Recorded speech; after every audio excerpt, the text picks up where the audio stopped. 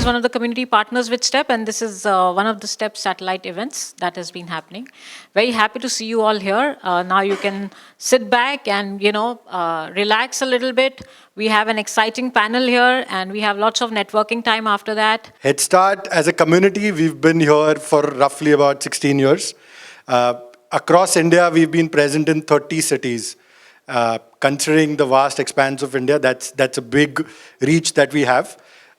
UAE is one of our 5 chapters abroad, and we're happy to say that we're already in the 3rd year of our chapter in UAE, and I think we're doing pretty well thanks to you guys. A large part of this obviously has been due to our supporters, which are generally our speakers, our community itself across, and today our Headstart community in UAE itself is big enough.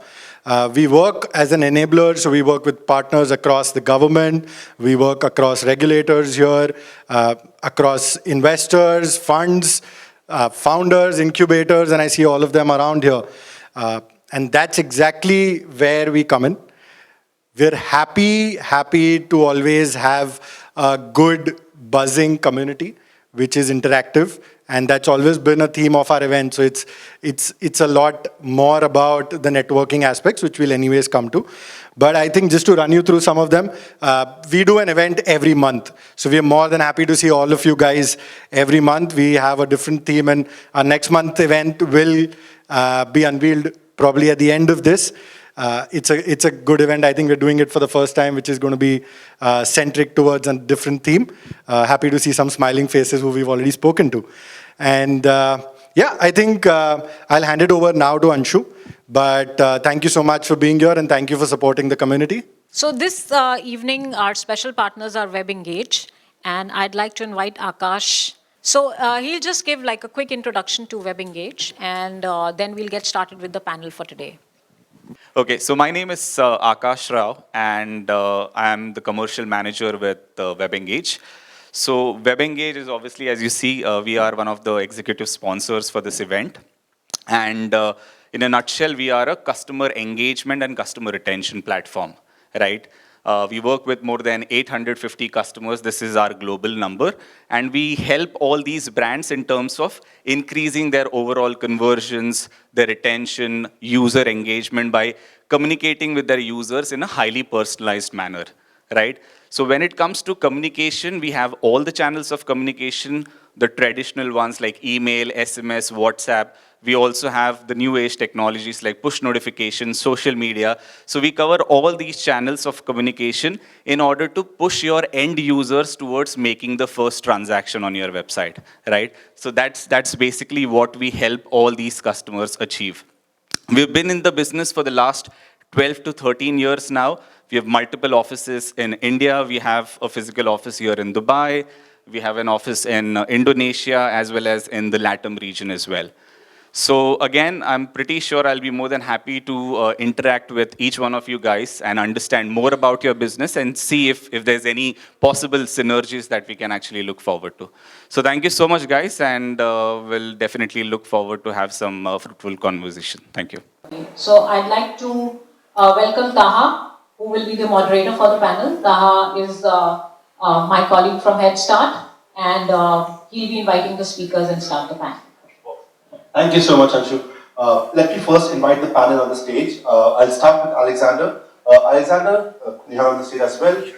Alexander is the founder and CEO of Kuros. It's a HR tech platform. We'll talk more about the platform as well. Next, Gargana from Wild Fabric, founder and CEO of a D2C brand based and grew from Dubai across the Middle East. Next, we have Uzair, founder of CRM Dubai, a community of CRM professionals in this region. And then finally, Robert from the WebEngage team as well. Thank you so much. Thank you everyone for joining us for this evening. I personally moved to Dubai a year and a half back, or I think 2022 is where I moved in. Grew up over here, but Dubai has changed a lot since I came back. My assumptions of what Dubai would be was very, very different from what I thought to what it was. I think in today's panel, we have folks who have seen that journey coming up. And a lot of people over here who are looking to start or who are actually growing in this region. I'm sure a lot of us have the same questions, right, about how is this ecosystem. I always say this to founders, grass is greener on the other side. And Dubai looks super cool, exciting, fascinating, a city or a country of many things happening. But it's always good to understand and see what's happening on the hill, right? And nothing better than having the founders and enablers in the ecosystem to come and share their experience. Start with Alexander. Alex, Kuros, been a good journey. Would love for you to start with talking about Kuros. What got you started doing Kuros? Why Dubai?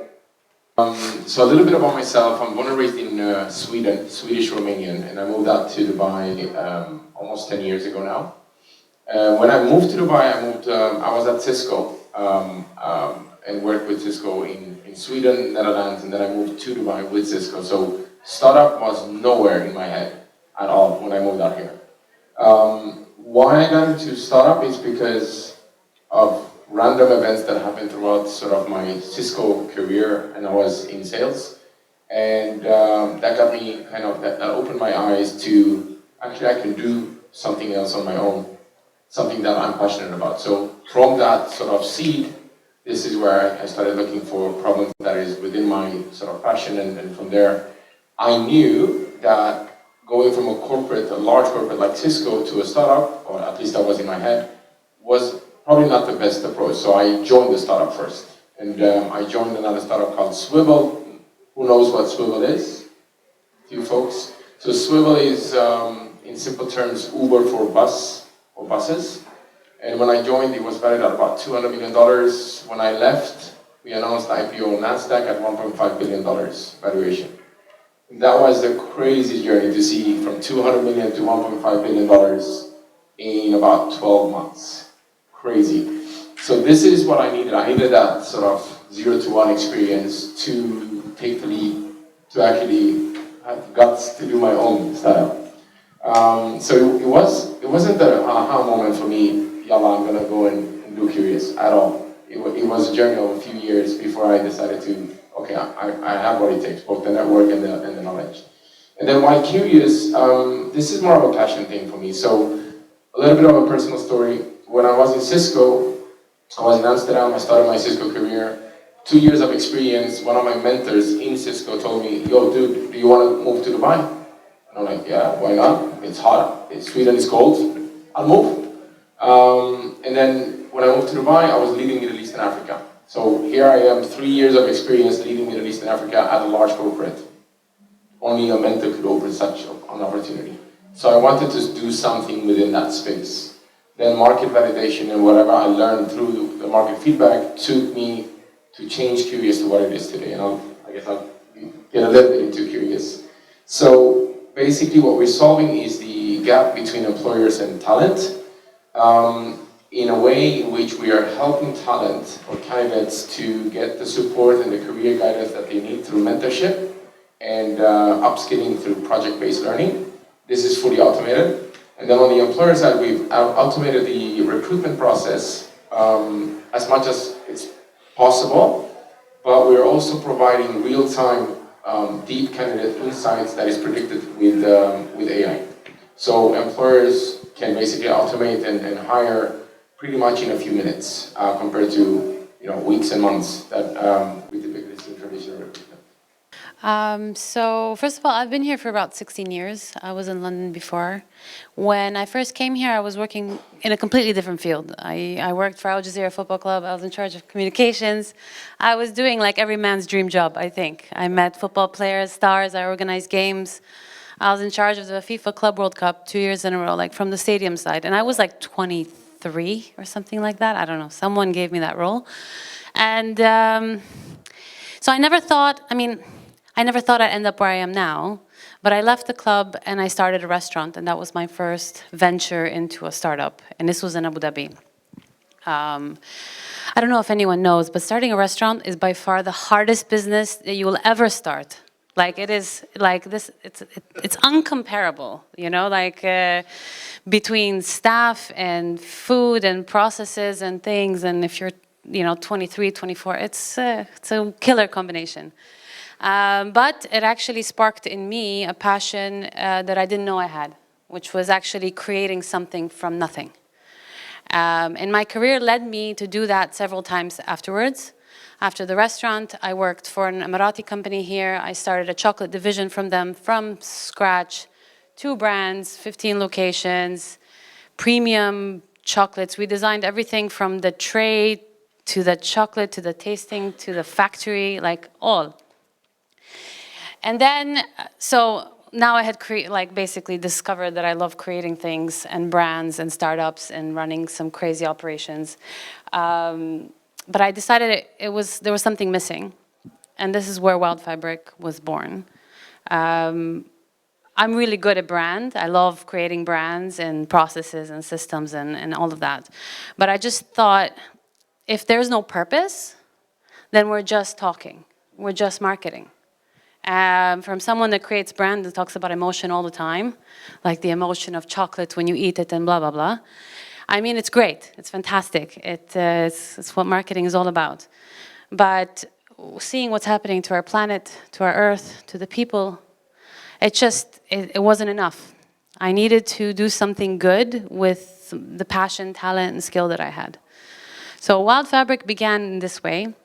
We thought, okay, let's use commerce for good, because commerce is going to stay. This idea, like, let's not shop ever, it's lovely, but it's not going to happen. So we created Wild Fabric to support the small-time manufacturers of fashion, lifestyle, home goods. Basically, when you go travel to like Sri Lanka or Thailand or anywhere, and you meet people and they tell you their story of how they make this item just behind their house somewhere, and they put work into it, and the material they use is quality, and the item is beautiful, those people deserve to be paid what we are willing to pay here. And that's how Wild Fabric began. We wanted to have this platform where we help those small brands, because these are small brands, they don't know marketing, they don't know brand, most of them don't even have a logo. If they do, it's horrible. And they just deserve support. So since we started till now, we have around 90 brands that we represent globally and locally. We've opened a huge online store, around 11,000 products so far. And apart from that, we opened a physical store in Festival City Mall just recently, which is a big achievement for us, because I remember like a year and a half ago, I was doing these small pop-ups, you know? So for us to have a proper store was a big achievement, but it can't be done without the brands. And when you look at the brands that we represent and the people and their stories, it's amazing. Like I preach about purpose, it fulfills me more than any other work that I've ever done. Helping other people on the daily basis, I always say it, like if you're gonna start a company, find a way within that journey to help people or the planet or something, because you're gonna be on this journey as a founder for a while, okay? And it has its like crazy ups and downs.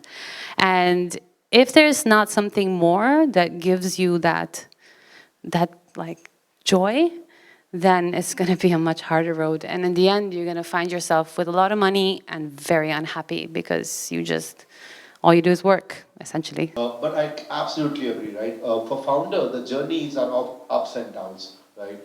There's no 9 to 5, there's no boss, there's no one pushing you, but you're out there doing it. The one reason that I believe founders are able to make it successful is because of their passion, their belief in what they're doing it. If you are just seeing someone else and saying, oh, they did it, let me do it, never going to work, because the day you start, within few months, you'll hit a low, and that time, you just feel like giving up. But if you believe in that purpose, if you really, really believe in what you are doing it, the ups and downs are just part of the journey. You still get up morning 6, 7, 8, whatever time when you sleep, 1, 2, 3, whatever night it is, but you still keep pushing it. And I think that's what I believe every founder has, and that's what differentiates them with everyone else. We're going to go more into the expand into business part of it from there, but next to Uzair. Uzair, similar to Alex and Brigada, corporate life, that apart, did a corporate have a good time, just coming out. But what you did along with your corporate life was the interesting part. Yeah, thank you so much for the invitation over here. So I've been in the CRM space for 11 years now and 8 years in Dubai. I worked for companies like Al Musafir, Aramex, Al Shaya, and a crypto platform, Rain.com. So I would say what Alex has already mentioned, guts. You need guts actually, okay? So to come out of this comfort zone, what I say is that salary is the biggest addiction. As long as it keeps dropping on the 28th of every month, you will never leave that. Okay. One more fact about Dubai is that one day eventually there would be a time that you will be facing a job loss. Okay. And this is what actually triggered me, because when I faced that, so it happened after 5 years of coming to Dubai, 6 years to be exact. So when that happened, I was like, okay, I'm not going to go back, and I'll take my time, and probably I'll invest 2 years of my life on doing something on my own. One good thing that I did during my all these corporate life was that I was an expat. Okay, I'm an expat. So when I came over here, I had some questions around CRM and all these things.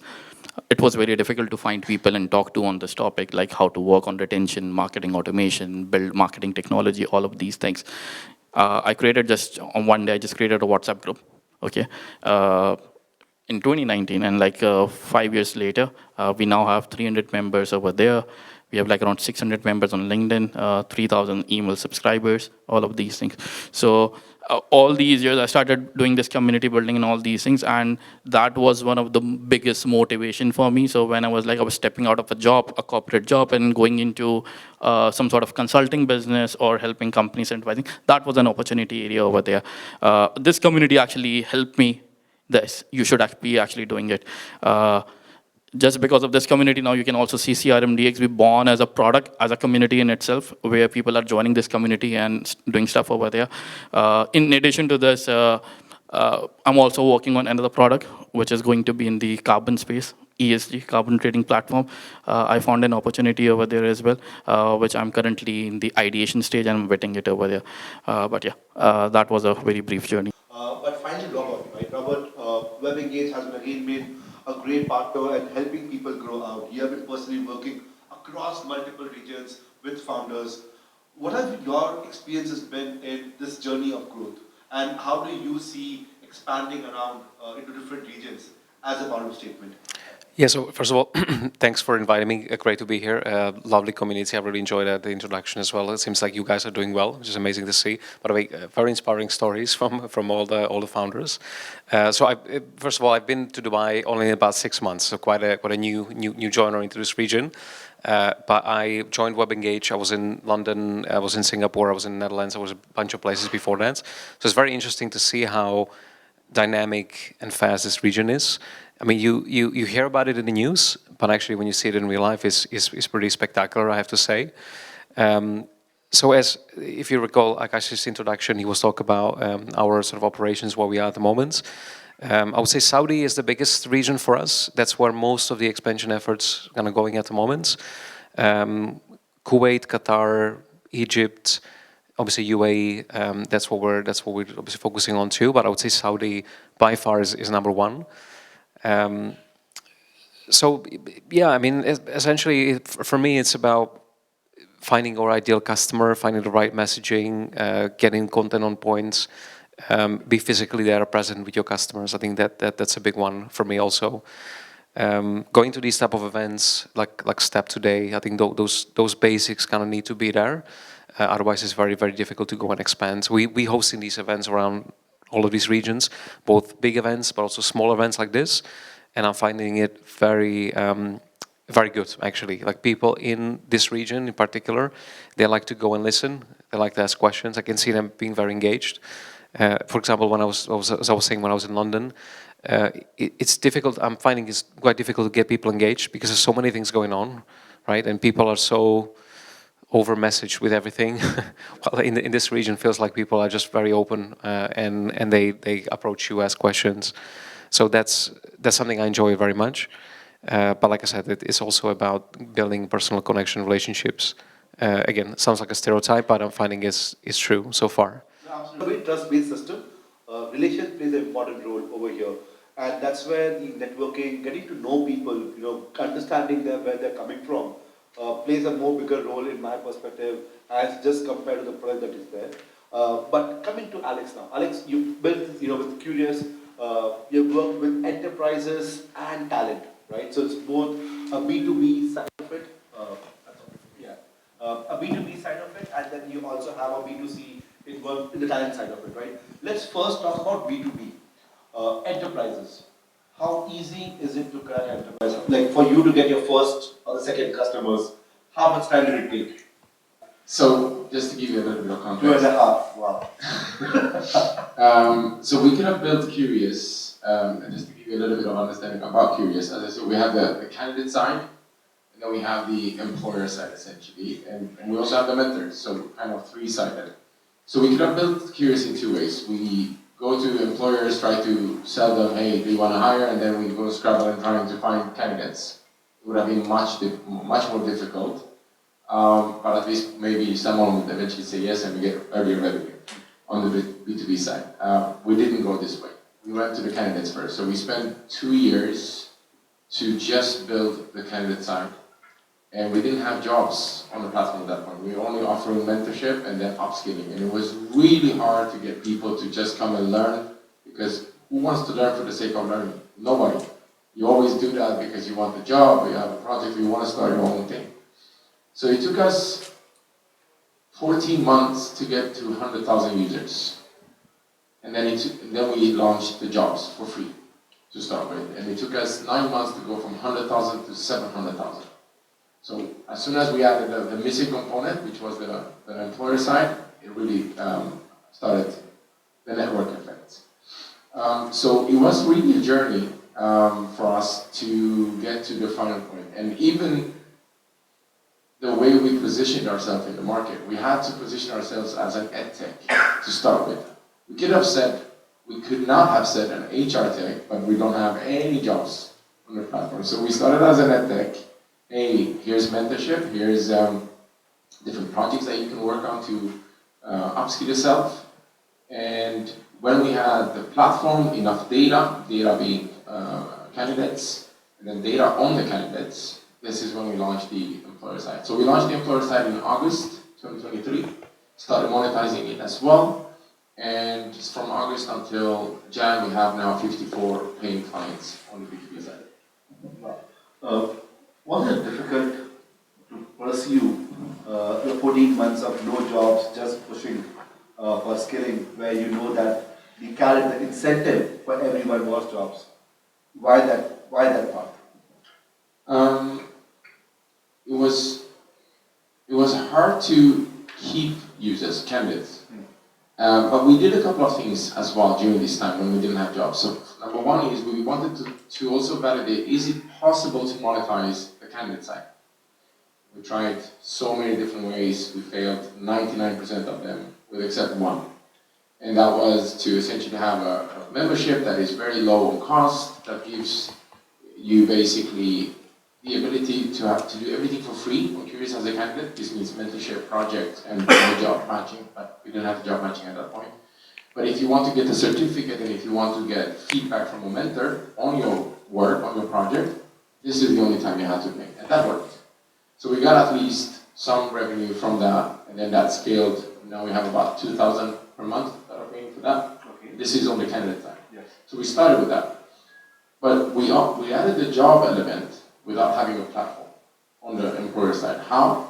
We basically build a crawler. I'm not sure some of you are technical, but in simple terms, we built a small system that would search the internet for jobs and then put them on Curious. So that it looks like we have jobs, but we didn't have jobs.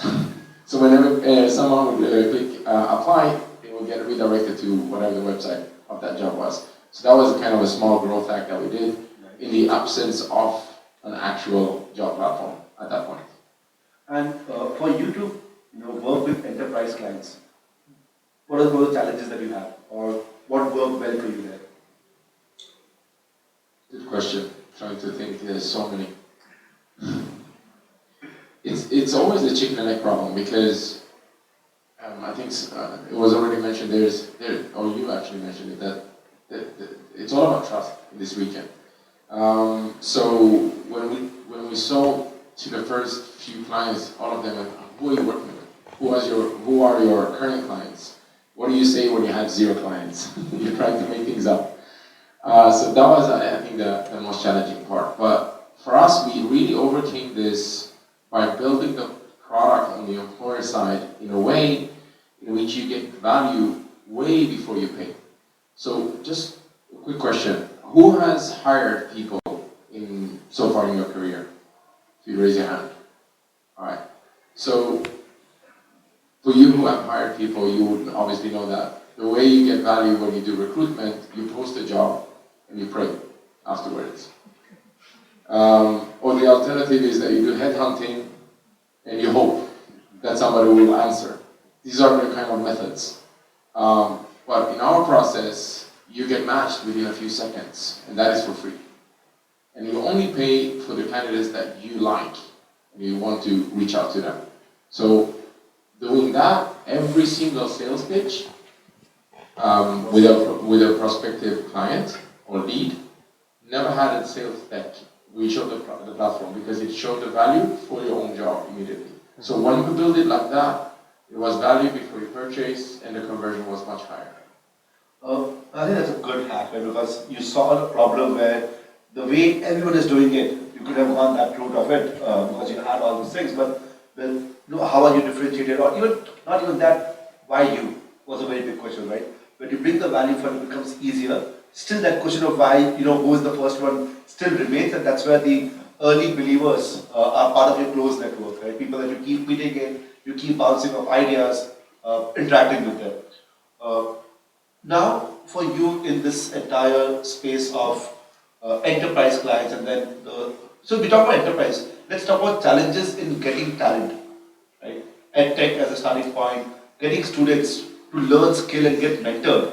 For them, the goal was job. You pushing in this direction. How was it? This was also a journey.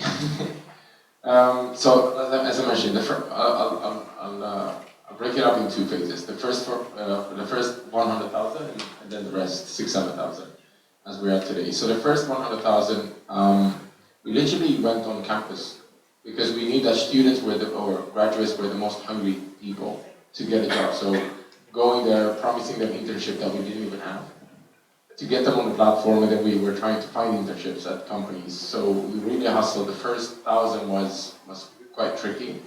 But then after that, we started establishing different partnerships with universities. And we got 4 partnerships that got us going. And the real trick that helped us from 4,000 or 5,000 to 100,000 was to get really good mentors. I'm talking about mentors from Amazon, from Cisco, from Google, prominent companies, Netflix, Spotify as well. And those profiles obviously attracted that candidate pool that we had. The second phase, remember the hack that we did, that we got jobs from all over the place? That hacked it for us. Because that sort of trick resulted in us getting about 3,000 users per day. Wow. That's why it started to accelerate. Nice. I'll come back to you in different regions, but I'll go to Gagana now. Gagana, for you, a B2C brand, right? So 2 elements again in your case as a marketplace. One are, creators, people who are manufacturing the small businesses. And I would not focus initially on the local business over here, the ones in Dubai, let's say, or the UAE. How was it working with them? My least favorite topic. So I told you, represent around 90 Yes. brands. And honestly, the range is massive. You have companies that know what they're doing. They've spent time, they've researched the market, they've selected their products based on a product market fit, and they know, they get it. And then I have brands that need help from the very, very basic. Like, please change your logo. Like, I beg people for that sometimes. Please, just remove this. Change it. You need to look professional because your product is amazing. So it's nice that you mentioned this because we discovered actually another side of the business that we're going to be offering from the next few months onwards. We're creating a portal for our vendors where we're offering the cheapest possible solution for problems that they don't even know that they have. So, for example, you need product photography. It needs to be like this for this kind of website use. You need lifestyle pictures. They look like this. You need this for this purpose, for that purpose. Like very, like just super basic. I know that that seems easy, but a lot of brands don't know that. Our background in brand and marketing, we work with a lot of videographers, photographers, content writers, you name it. We have people that we trust. So this way we're pooling a bunch of brands, and that way it reduces their cost. So we did a product shoot for our brands. We did 4 brands. If you you split the cost into 4, it became affordable for them, you know. And no one is offering this actually right now. No one is thinking about it from a community point of view. So this has opened another channel for us, because that's something that we're charging for, obviously a very small amount because we don't want to make it big. But there's definitely need. Like we see it all the time. And then the new hacks coming in. What has been the experience of trying to crack this market, Middle East as a whole, right? UAE you can start with, and then we'll go beyond as well. Yeah. Okay. So it goes back to trust, what you've mentioned. Okay. So when I started this thing like 1.5 years ago, so I forecasted that my pipeline will be just on the basis of personal connections for the next 2 years. Okay. And to be honest, it has been, that's the case. Okay. So I still have like 6 months of pipeline, and again, I'm relying on my personal connections for that. But in the meantime, now I'm working on these other things, which is like developing my own outbound engine, mostly on intent data. Okay, so let's say like I'm trying to figure it out that, okay, what companies are using which sort of tool, when is the contract ending, scraping the data, what Alex has also mentioned. Okay, so probably let's say like one of the model is that I have a list of companies that I want to target. Then I scrape 2 profiles over there, okay, who are the CMOs or VP marketing or director marketing, and then another list that says, is there any CRM person over there or not? If they have a CRM person, they don't need me. If they don't have a CRM person and just a senior marketing professional, they need me. Okay, so yeah, for the first 2 years, I forecasted that it's going to be my own pipeline. But yeah, so this is one of the things that we are doing. Secondly, like with this CRM DXB community and with other incubators, I've started my mentorship. Okay, so that's again like securing my pipeline for the next 2 years, because if you're talking to startups, you're mentoring different people over there. So later, let's say like 2 years, 3 years, they will be in some sort of position where they'll be utilizing my services, or they'll be needing me. So CRM DXB community, it's something that is going to bear fruits, but it's going to be a long-term thing. Okay, then the third source of revenue would be CRM DXB community itself. Okay. It took you 2.5 years to get your first client, and to be honest, this community has been running since 2019, and I haven't got $0. Okay, nothing as of yet. This year it's going to be a monetization year after 5 years of it. Okay, I'm working on different sort of content. Okay, what people would like to see. I write weekly by the name of CRM DXB on LinkedIn. Okay, so that is one way that people actually engage with me. So that is something that is I'm going to put it up over there frequently over there. But yeah, community is going to be monetized over there. Podcast, jobs. On a monthly basis, I help companies. I probably do 1 or 2 placements every month personally, and I've never charged for that.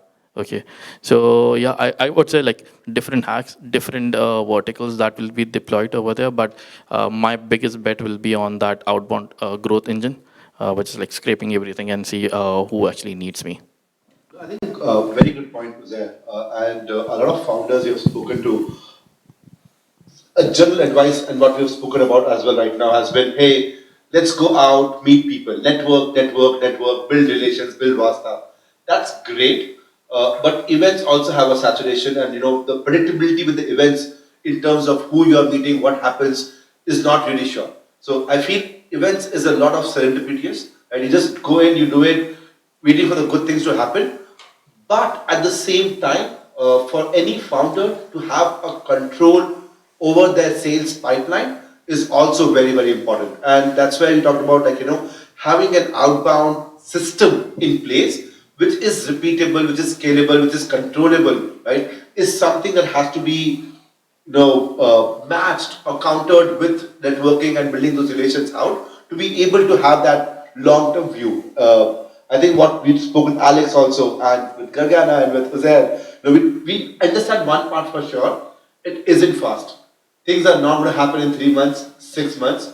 It's a journey which takes time. Perseverance is again one of the very important quality of a founder. And that's where, fundamentally, how are we shaping up those foundational stores become very important. I'll go to, Robert now. Robert, I think one of the hottest topic in this entire ecosystem right now is what you also mentioned, Saudi, right? WebEngage also has been spending a lot of time in this market over there. All the brands, even all the startup founders are also being, advised. VCs, everyone in Saudi as well. Things are happening as well. How do you see, I know early years in Dubai, but you've been around and you're seeing these things out, right? What's the difference between a UAE ecosystem and a Saudi ecosystem? And for founders who are building in for this region, what would you advise them between the two sides? Let me start from the WebEngage side of things, because I think in Saudi we have the first movers advantage over our competition. Is at least that's kind of what I'm seeing. Obviously, being one of the first ones on the market gives you that opportunity to sort of target whoever you wish to target, and I think that's what we've been doing really well. That has work well for us. Obviously, the big one for Saudi, I think that everybody's aware of, is the amount of money that they bringing now into the economy and into technology in particular, investing into everything. A lot of these, for us, is a lot of these traditional kind of legacy companies that are now making changes in terms of their digitalization, bringing their apps, bringing their e-commerce platforms, even traditional kind of retail outlets that were just selling stuff on the street now all of a sudden transforming. So those are the big ones for us that certainly we're looking into, and I think that's again a big factor for us, because we're looking at both these sort of new companies, new SaaS, very agile companies that could use our technology, but we're also looking at the other side of the spectrum, which are these traditional, maybe offline companies that are transforming now. So I think for us the range is quite wide. Perhaps in Dubai it is not as wide as in Saudi, my observation.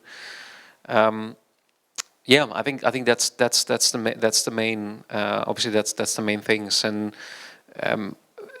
my experience so far also has been that people looking at referrals quite a bit, and they speak with each other, even though it's a big country. The word goes out very fast. So you need to do, especially in my role in customer success, I lead the team that look after customers. So we need to make sure that we do a really good job, because if we don't, then people know. So those are the learnings for me, at least Saudi. I'll have two advices then. Okay, so the first one is don't scale until you have found a product market fit.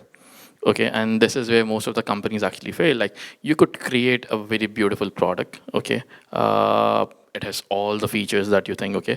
Now there could be a personal bias as well, a personal biasness over there, right? Because I created it, so probably it's the best thing that I can offer to the world, and this will solve all the problems of the world, okay. So, but the market would need something else. So don't put more money in scaling it unless until you're pretty sure that I have found the right product market fit. That's one thing. Number two, now you have found a product market fit, how to scale it, okay? I would always go for better tools and automations, okay? I got this advice from someone and I deeply follow it. He's like, for everything you can find a tool that can do that work, okay, faster. So let's say like I have a very good designer, she can design things maybe in 3 hours, but I can get some SaaS tool. Again, I'm not eliminating her job role, I'm just equipping her with better things so that 3 hours can go down to 30 minutes. Okay, so we save another 2 hours over there that we can use efficiently and effectively over there. So don't scale without product market fit. And if you're scaling, always look at tools and automations that can help you. Thank you, Zay. I think perfect ending to Robert. I think you've got some really good feedbacks over there. How do you want to end up? Yeah, so quick one for me. I think just echoing what Gargano said, I think team will be my number one. Number two, build a decent foundation and culture as well, values. Like get that stuff done from very early on, because I think as you scale, as you grow, it becomes quite hard. But at least if the foundation is done, then you got nothing to worry about. I think I really don't have anything to add. the panelists over here have actually spoken about some of the very key fundamentals which remain true across regions. You can start in Silicon Valley, you can start in UAE, you can start in India, any other place, but the fundamentals remain the same. And I think that's what I would love to end this session with. Thank you so much, Alex, Ragana, Uzair, and Robert, to join us. Thank you everyone for joining us over here as well. We're here for a couple of hours more. We have dinner outside. We'll have enough time to network and talk around. A lot of important part for us is to know a lot of people over here. I will now invite Anshu to take this forward. I'm hoping to see more of you guys. Please reach out to us, anything that you guys are doing in. We have some great mentors on the board over here itself. Reach out to us and see where we can help you guys. Thank you so much for coming in. Time to start a